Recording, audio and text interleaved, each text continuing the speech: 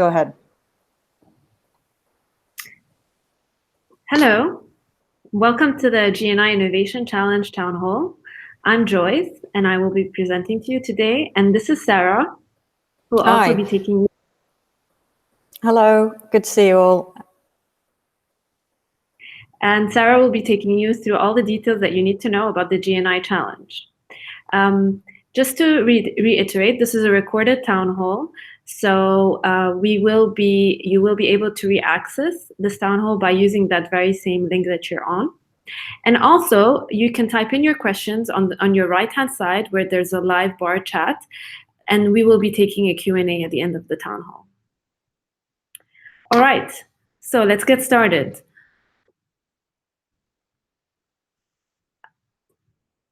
All right, so the GNI Innovation Challenge was really the result of the Google News Initiative that we launched a couple of years ago. And the Google News Initiative is a global effort to help journalism thrive in a digital age. We recognize that we are in a uniquely challenging time for journalism, whether it was due to the flow of information, declining print, changing business models, or just simply the ability to access technology. So we've created the Google News Initiative, which really has 3 pillars. One, it tackles business models. We know that this is an area of concern, so we look at new ways towards financial stability by looking at new forms of revenue, such as subscriptions. Second, the second pillar is about elevating quality journalism.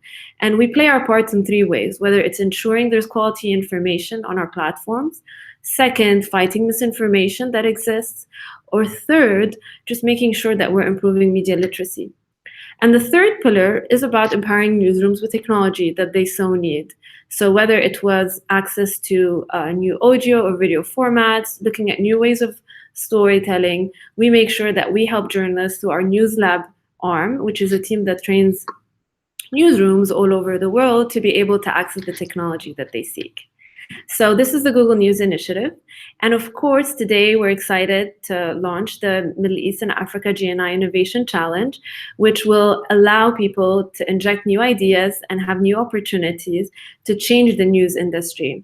And now I'm handing over to Sarah to tell you more about it. Thanks for that introduction, Joyce. Just to point out, it's great to be here and a real privilege to be able to talk about the very first GNI Innovation Challenge for the Middle East, for Africa, and for Turkey. This hasn't been done before, and we're all very excited to be involved in it.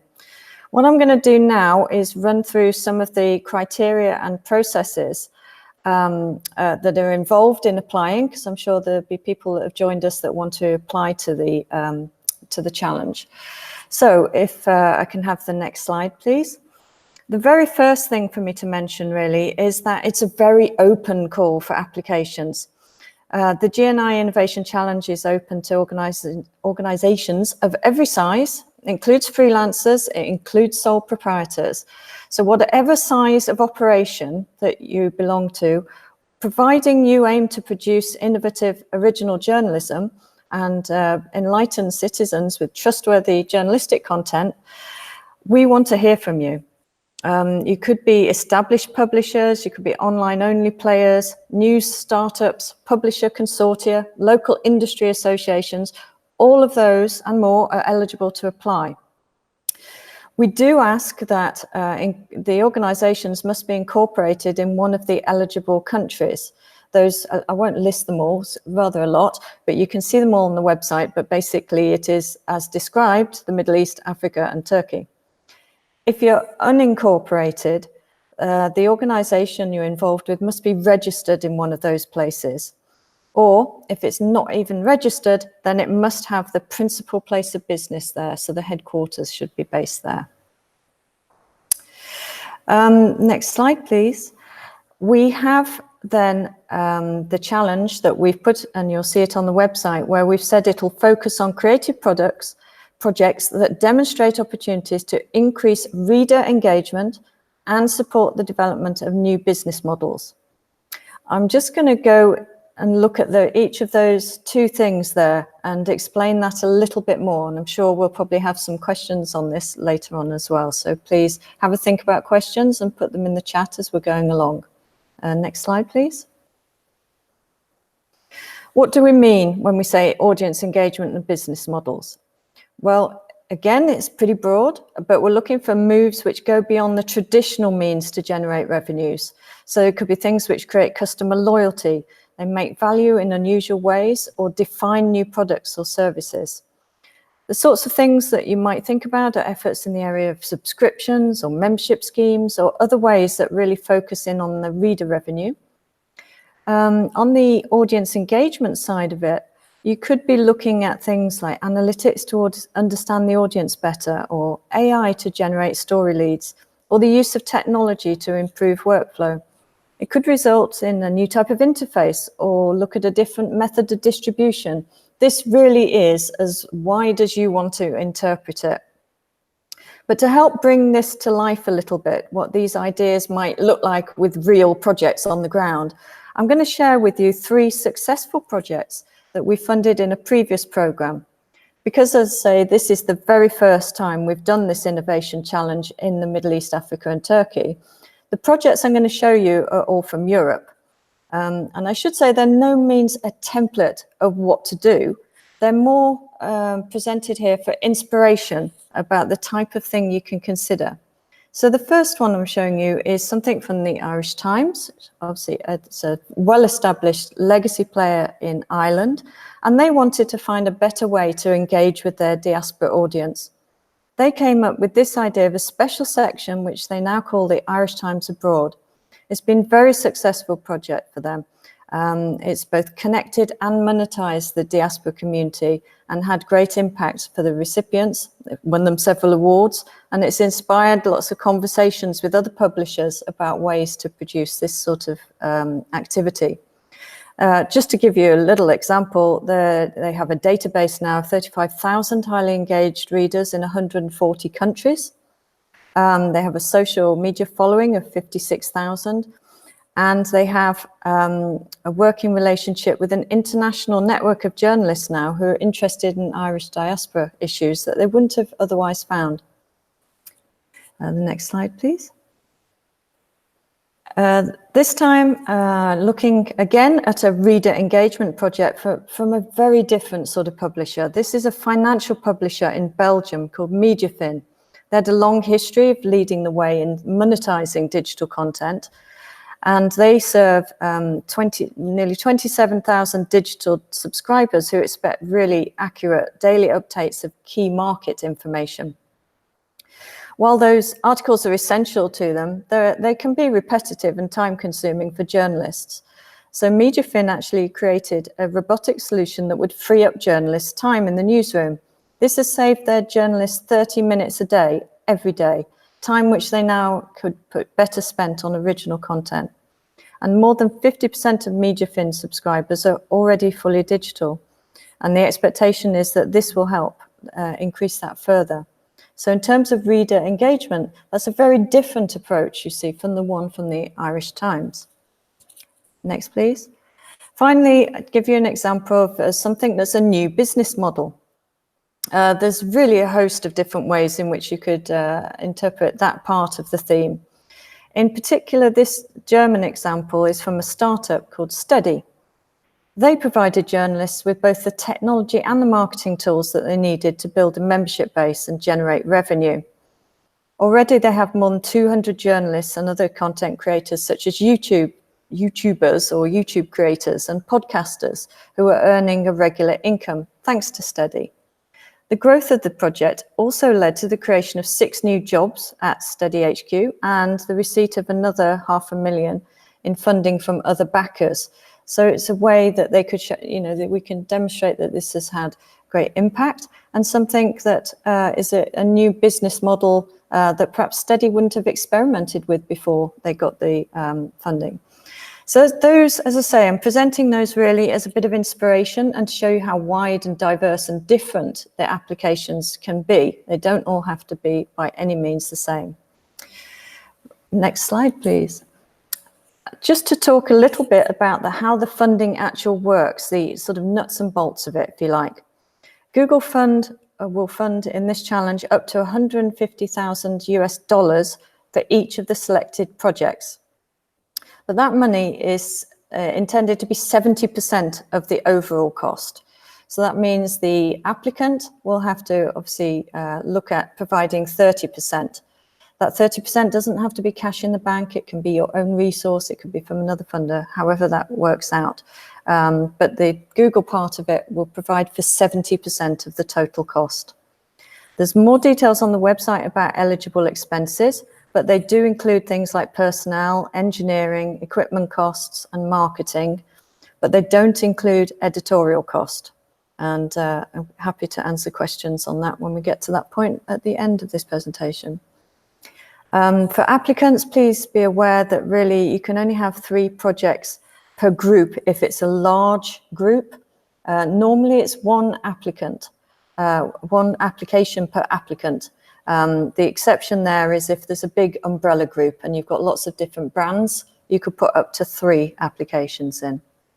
And we can only deal with applications that are submitted in English too. Next slide, please.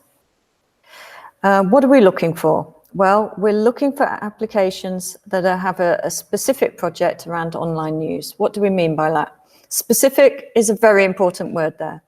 We're not looking to fund the overall operation that you work for. We're not looking at investing in your general digital roadmap for your company. We're looking for a specific time-framed project. Don't forget that the project will have to be delivered within a year. So it's important to focus in on the specific thing you want funding for. We expect the main component of what you want to do to be digital. Doesn't mean it's the only component. Digital has got to be part of the mix, but there could be other elements. There could be something in print, there could be something in broadcast, whatever. But the main component should be digital. And we also are looking for you or a collaboration to come forward with this. So although just one organisation can apply, we're very happy to see collaboration. And if a group of you want to get together to apply jointly, that's great for us as well. Next slide, please. I'll just briefly say what's not eligible, because we don't want to waste your time. So to help you focus really on what's needed.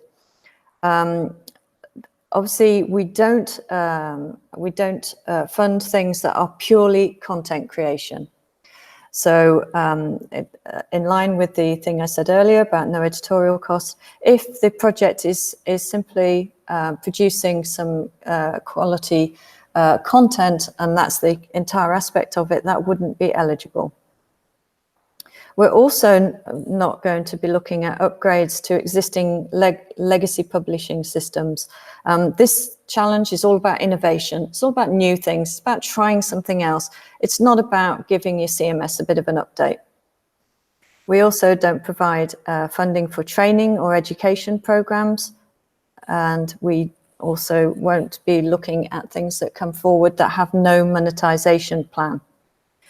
Additionally, the other uneligible thing is pure research. So things that you might otherwise get, say, university funding for, they wouldn't be applicable here.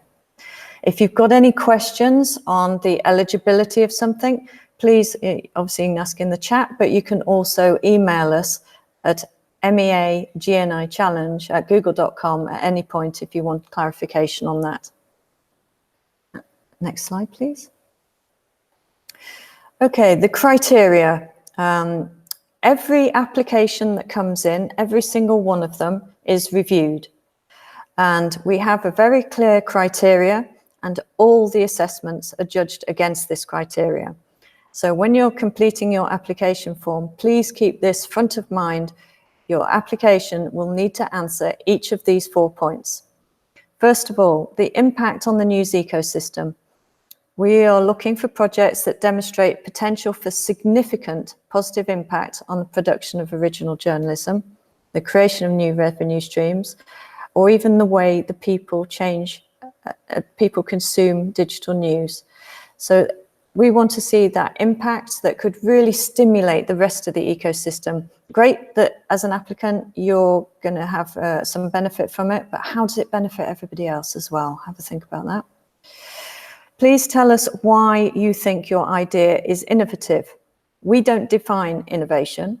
Innovation depends a great deal on your own journey and where your starting point is. So we expect you to tell us what's innovative about what you want to do.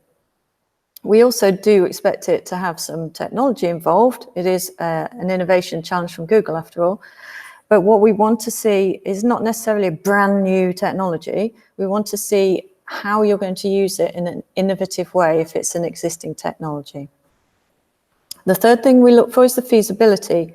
Can it be done? Should it be done? Are you the best people to do it? Please tell us why that's the case, and also show us a sound business plan with clear performance indicators or measures. How are you going to actually cope with doing this project? And finally, the inspiration play to this. The whole point of the GNI challenges is to really inspire and stimulate. And we'd like to know how you will help others, how you will inspire others to do similar things, to step out in the way you've done and really make a difference. So those inspirations could be something like open sourcing your entire project code, but we don't expect everybody will want to go that far. So what are the other things you could do? Are you going to talk about it? Are you going to produce documents about it? How will you share that learnings and really inspire other people? That's what we want to hear about. Next slide, please. I mentioned that all the applications will be seen. How this is done is we have a project team. Myself and Joyce are part of that, and you'll also see on the website the list of everybody involved.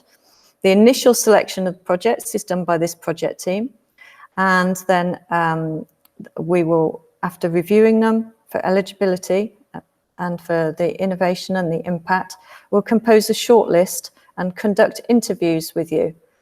These will be done like over video like this. We'll interview you, and then we make recommendations to the challenge jury. The jury is a group of people independent from the project team who are made up of senior Google execs and possibly some external people too. You'll be able to see on the website the names of those people that are involved in that. Next slide, please. I'd like to, before we are about to finish, but I'd like to just give you a few tips. Please do read the terms and conditions and the FAQs very carefully. There's a lot of really useful information in there. As I mentioned before, there won't be any funding available for pure content creation. Projects are expected to complete within a year. Mentioned before, training and education programs aren't eligible. Collaborative programs are very welcome. You will need to provide clear indicators and a defined monetization component. Please do think about the impact you'll have on the news ecosystem and describe how you plan to share those learnings. Next slide, please. When you come to apply, the application form is online, which is great, but I'd really suggest you download the entire application form and work in it offline first. You've got plenty of time. The closing date isn't until September, so take that time. Brainstorm about this with your team. Don't expect to be able to complete this application form in a couple of hours, start to finish, straight from now, go and do it. Please do download it and think carefully about the aspects of it and how you're going to answer that criteria.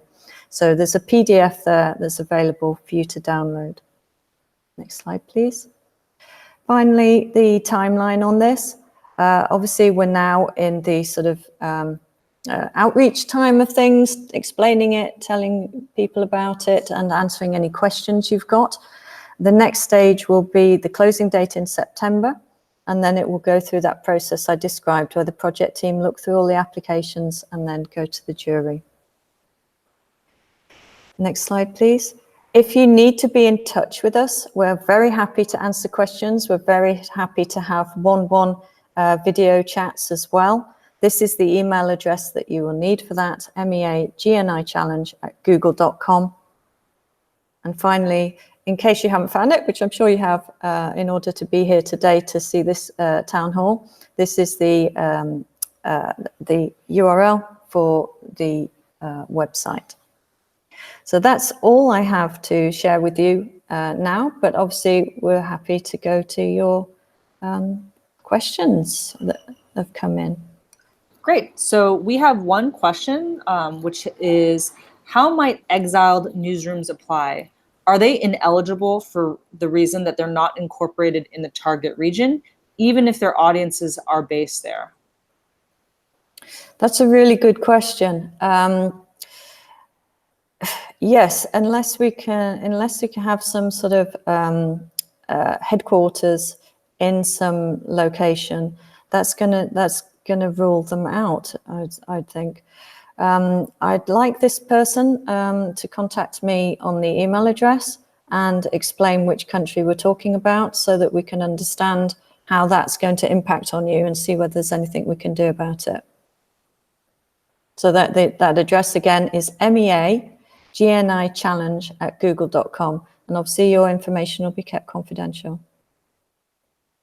Great. If anyone else on the call has any questions, please do put them into the live chat so that we can answer them in this live session.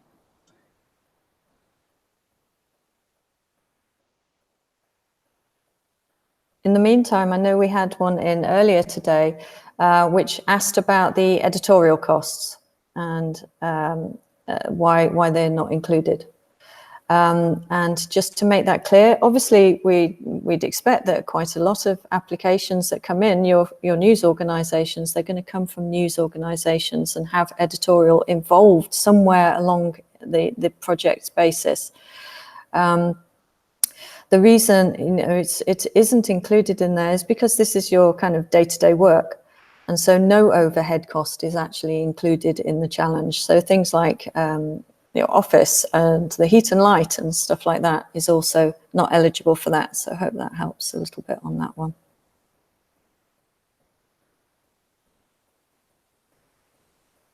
Do you have any other tips for applicants, especially if this is the first time, in terms of what kinds of criteria, what are the key things that must be in every application for them to be successful, or common themes?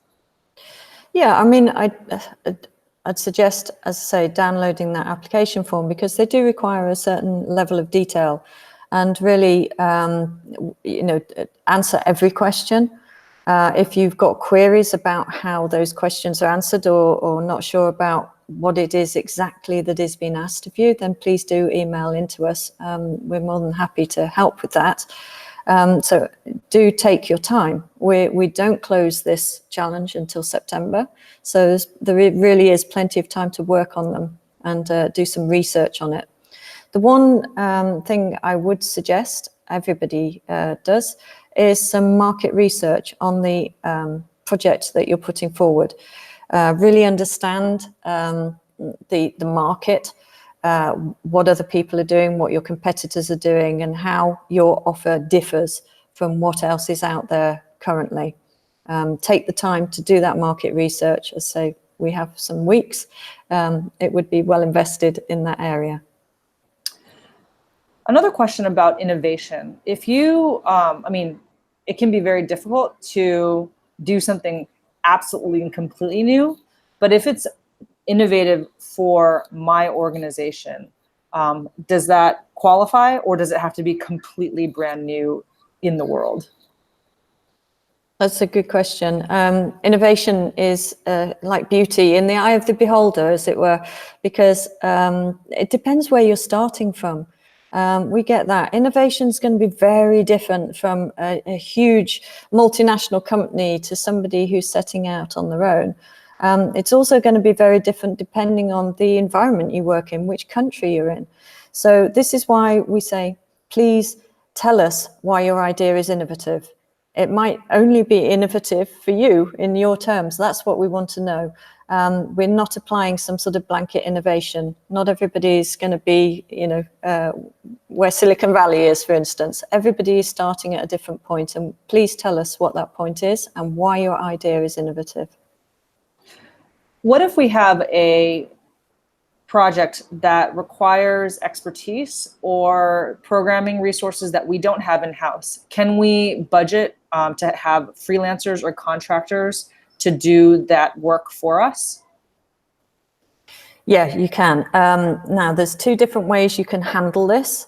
First of all, as I mentioned in the presentation, we really like to see collaborative projects. So you could collaborate with somebody who's an expert in whatever thing it is you're looking for, and put together a kind of joint formal sort of application.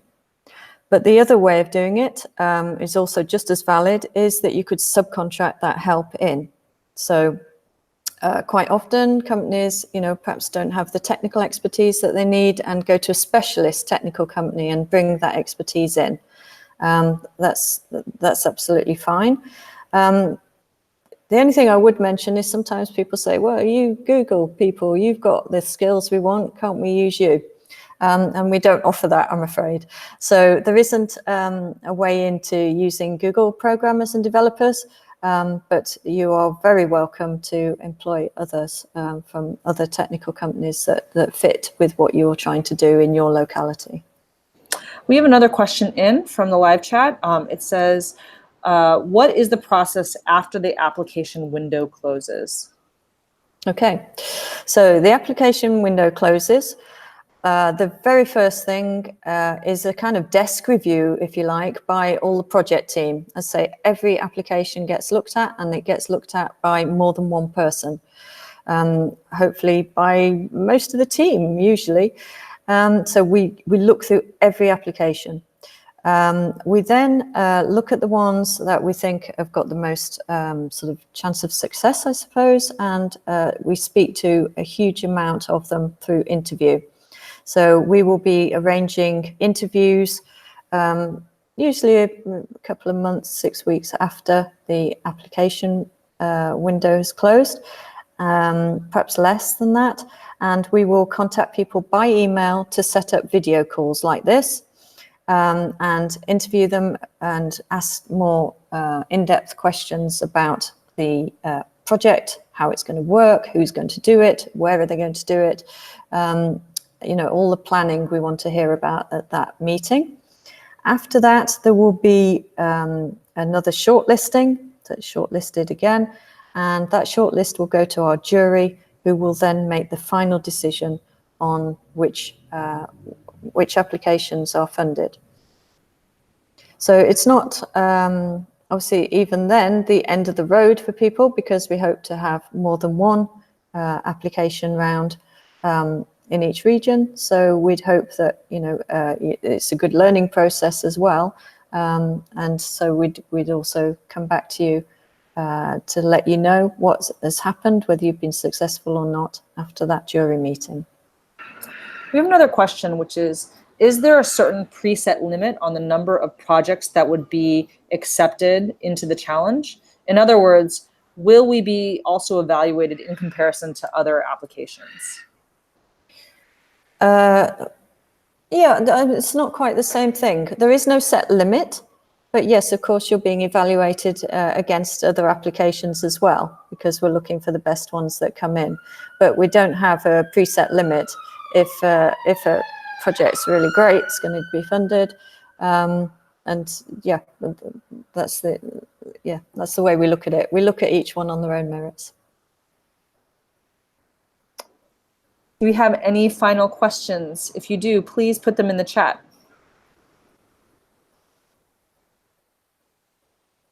One thing I will add is one of the questions we've received is whether we can offer mentoring throughout the process. And we don't. However, the email provided, you can drop any question to it. If there's uncertainty about any of the processes, maybe it's more about a sense of guidance and uncertainty, then we can definitely answer that, and we're quick and responsive. Yeah, that's a good point. I mean, we're kind of here to help people. There's no tricks in this application form. There's no, we're not trying to trip anybody up. If you need help with something, please do get in touch with us. Great. I think we are all set on the questions. So any final thoughts from Joyce and Sarah? And we're just really looking forward to seeing what projects people have got. Please do keep that closing date in mind, but you do have some time to work on it as well. So yeah, research, research, and research. That's my last tip, I think. And from my end, again, this is super exciting, and I think that there's a lot happening in the wide region. So, and there's 2 months, so until September 2nd, which hopefully is enough time over the summer for the applications to come in. We look forward to seeing what you submit. Great. Well, that one concludes the GNI Innovation Challenge live town hall. Please do go to g.co/newsinnovation for more details about the application process and to apply. Thanks very much for your time, and come back here if you would like to watch the town hall again. Thanks and have a great day. Thanks.